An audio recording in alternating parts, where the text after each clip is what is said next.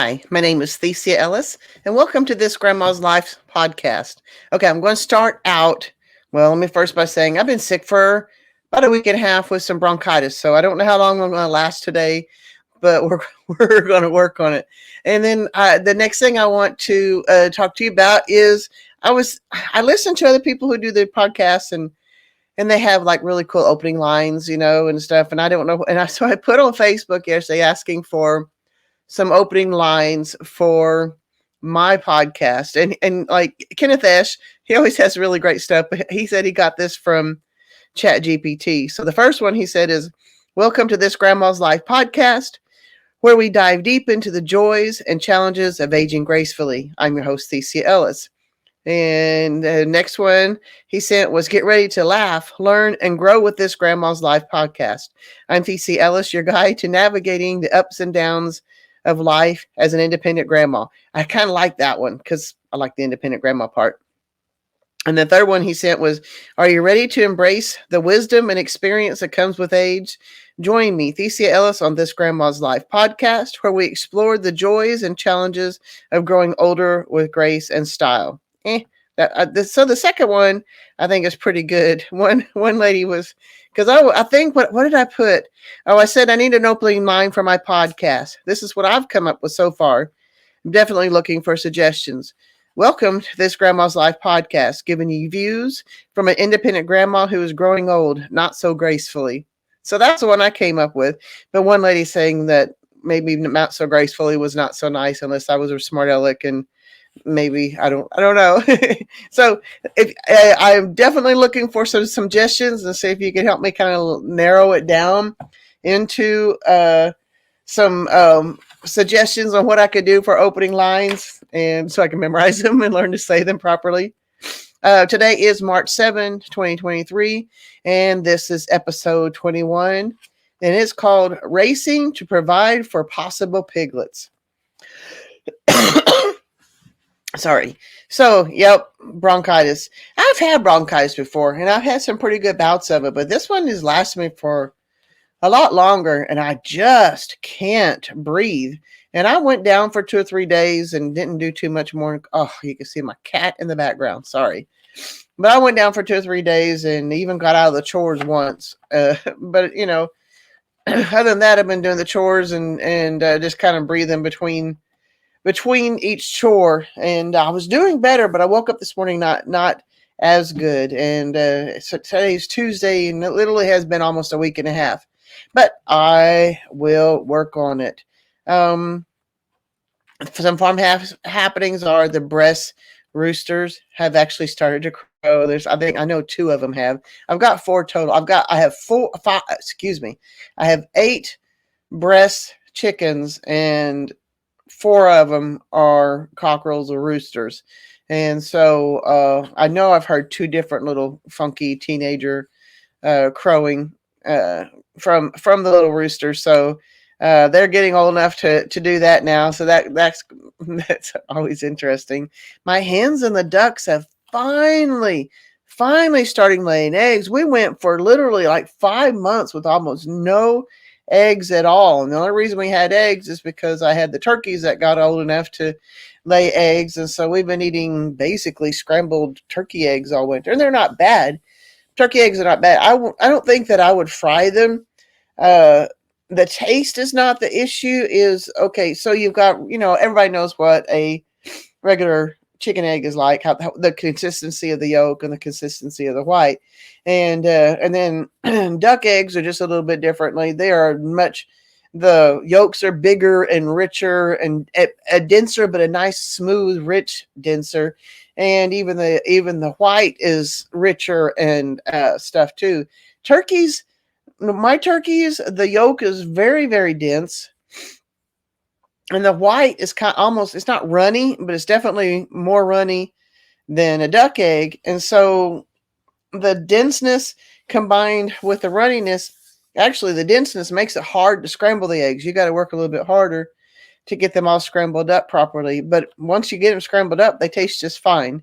But I'm glad to be having some chicken and duck eggs again. I've recently started doing some Monday. Get down. I have recently started doing some Monday updates. I gotta get them edited and out because it's spring. Spring is finally coming. Spring is finally here, and so I've been videoing the transition from winter through into spring with the trees blooming and stuff like that. So my peach trees are looking pretty good. My plum trees like in full bloom, and the pear tree and the apple trees haven't really done much yet. So, and my grapevines haven't done much, but some of the trees are starting to really look nice. And of course, some of the grass is starting to turn green too. So it's so nice. I am so grateful for that. Okay, my 3 things today. As you know, I try to narrow everything down to 3 must do things. And sorry, I saw where I messed up on one of them because I started making notes on this yesterday and finish it up for today. So my first one of my 3 things was set up the election booths. I did that yesterday. So today I just check on the people who are doing the election. We're having a big election today.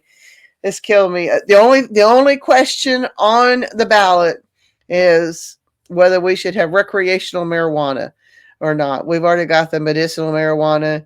And that's kind of did not go at all what I would have anticipated. I don't want to go into the observations I've made with it, but it's been kind of interesting. Now they want to pass a thing that we're saying that they want to have recreational marijuana too.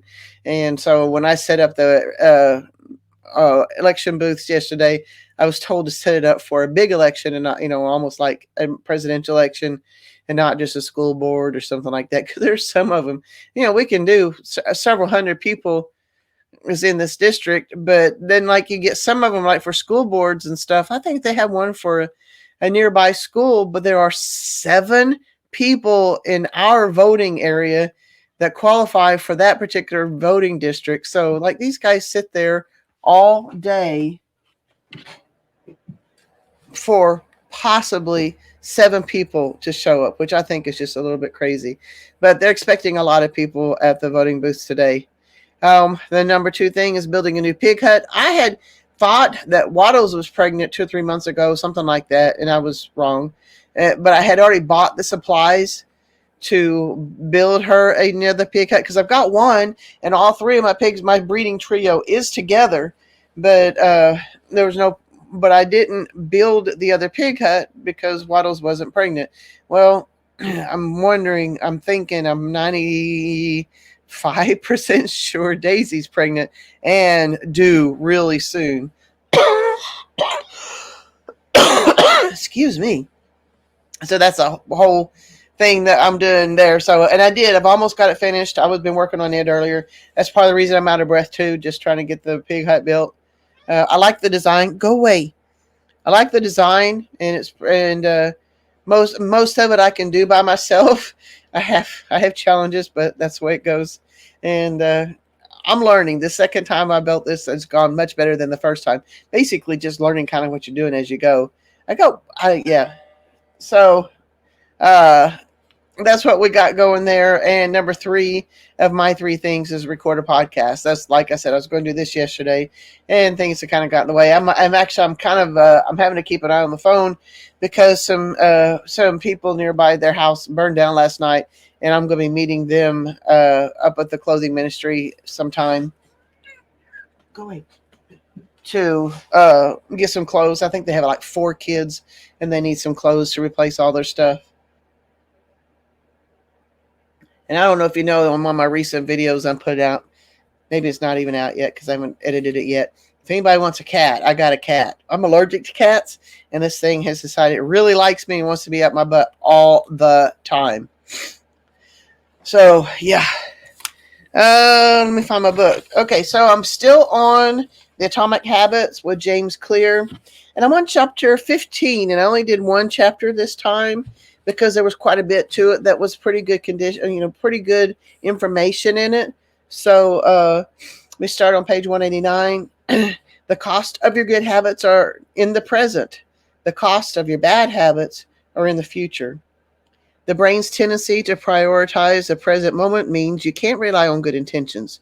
When you make a plan to lose weight, write a book, or learn a language, you're actually making plans for your future self. And when you envision what you want your life to be like, it's easy to see the value in taking actions with long term benefits. However, when the moment of decision arrives, instant gratification usually wins. You're choosing for present you, who wants to be full. Oh, wait. You are choosing for present you who wants to be full, pampered, and entertained. As a general rule, the more immediately the pleasure you get from an action, the more strongly you should question whether it aligns with your long term goals.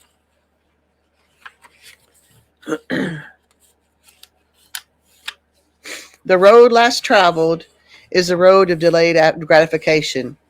If you're willing to wait for the rewards, you'll face less competition and often get a bigger payoff.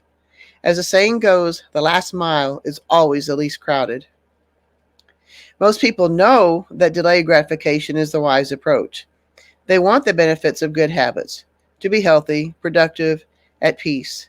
But those outcomes are seldom top of mind at the decisive moment. Thankfully, it's possible to train yourself to delay gratification, but you need to work with the grains of human nature, not against it. The best way to do this is to add a little bit of immediate pleasure to the habits that pay off in the long run and a little bit of immediate pain to those who don't. Immediate reinforcement can be especially helpful when dealing with habits of avoidance, which are behaviors which you want to stop doing. It can be challenging to stick with habits like no frivolous purchases or no alcohol this month because nothing happens when you skip happy hour drinks or don't buy that pair of shoes.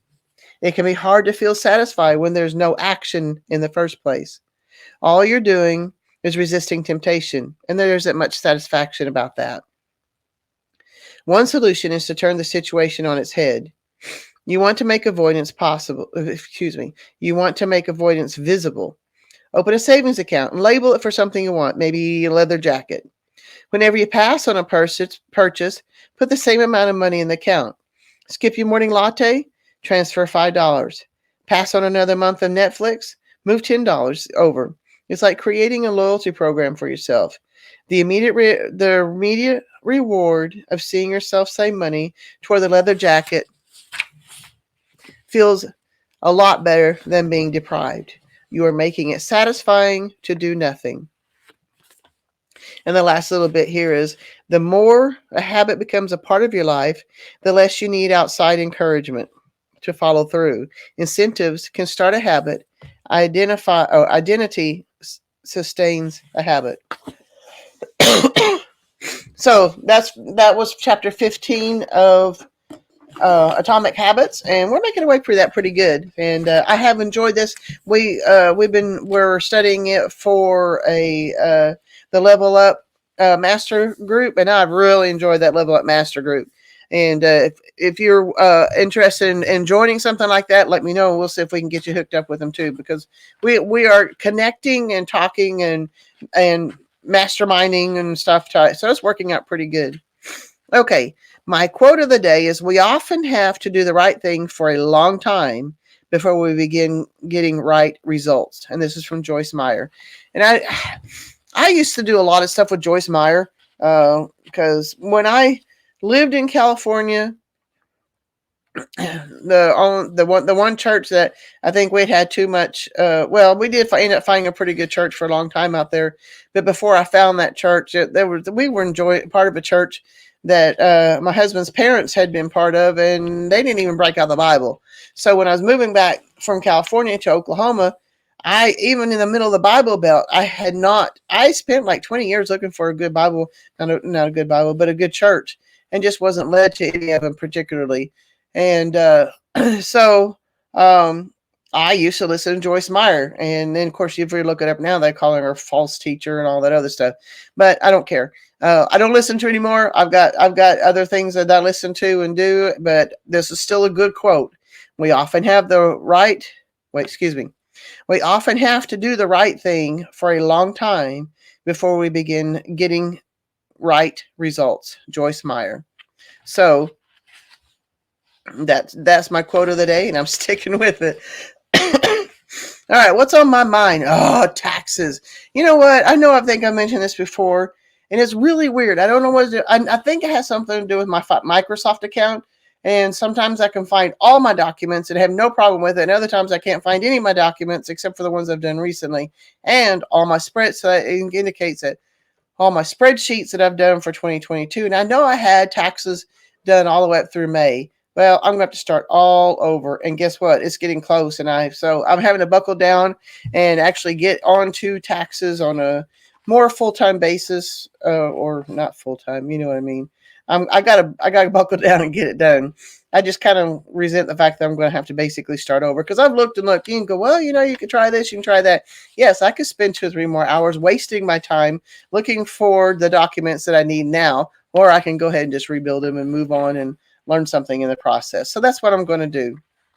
All right, my main subject is building a pig hut for Daisy. Guys, I was so sick and just struggling to even go from the chicken pen to the pig pen, and